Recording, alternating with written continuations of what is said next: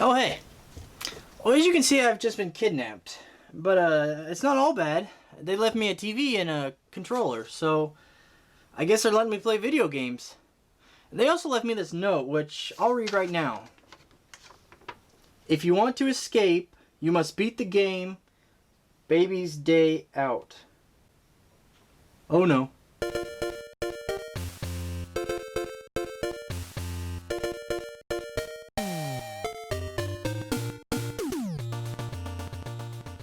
Baby's Day Out is a movie that was released in 1994. It's about a baby named Bink who belongs to a wealthy family who is kidnapped by 3 idiot kidnappers. The baby then escapes, and the kidnappers chase him all around New York City, getting themselves into all kinds of crazy predicaments.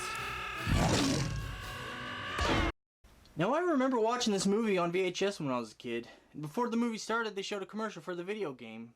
I never could find that video game in stores or anything, so years later I looked it up online and found it was never released. There's a reason it was never released, you know! Oh well. Let's get this over with.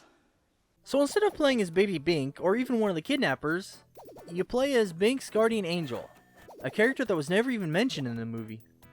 Not to mention, it looks more like a cartoon version of an airplane. So your goal is to get the keys and open the gates so Baby Bink can get to the flag, thereby ending the level.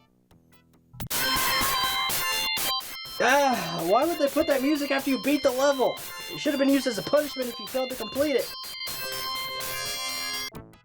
In the next level, you have these items that you have to possess to get through the level, such as a pair of shoes so you can climb ladders, or a gun to shoot enemies that are in your way.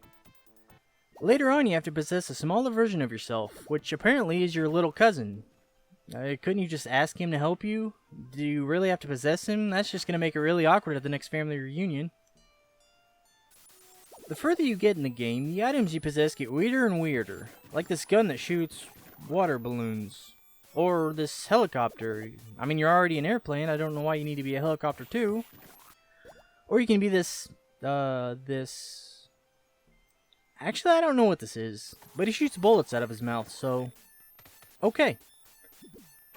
Or, if you want to have nightmares, you can possess these demonic dolls. That's just creepy. You have to be sure to keep an eye on the baby, because as you're looking for keys and opening gates, he's constantly crawling all over the place. And if he starts heading for one of the kidnappers, you have to shoot them before they catch him. Now, the kidnappers don't chase him, or do anything really, they just stand there. Alright, come on guys, if you want that ransom, you need to put a little effort into it. And I think they found a way to clone themselves or something, because there's a lot more than just the 3 of them in each level.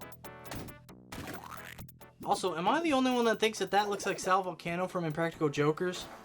Now, sometimes it gets really hard to shoot all the kidnappers before the baby gets to them, but if the baby touches them before you can shoot them, you lose. Gotcha. Wow, they sound much more menacing than they did in the movie. I think you should be a little more scared about getting caught, kid.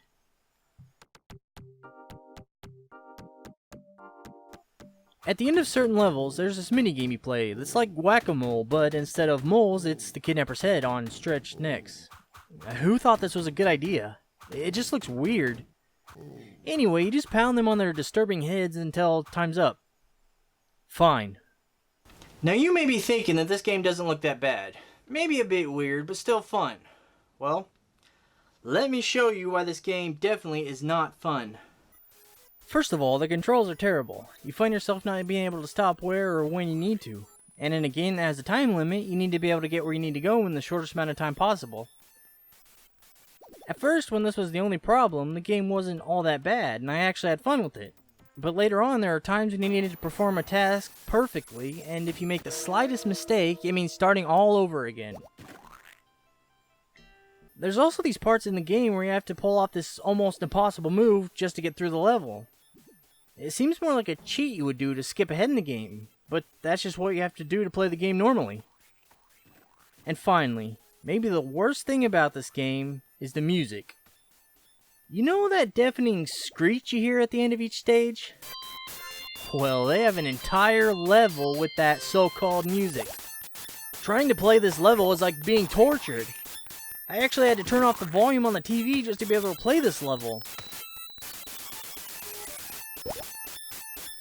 Also, the way these blocks are laid out, it kind of seems to spell out something.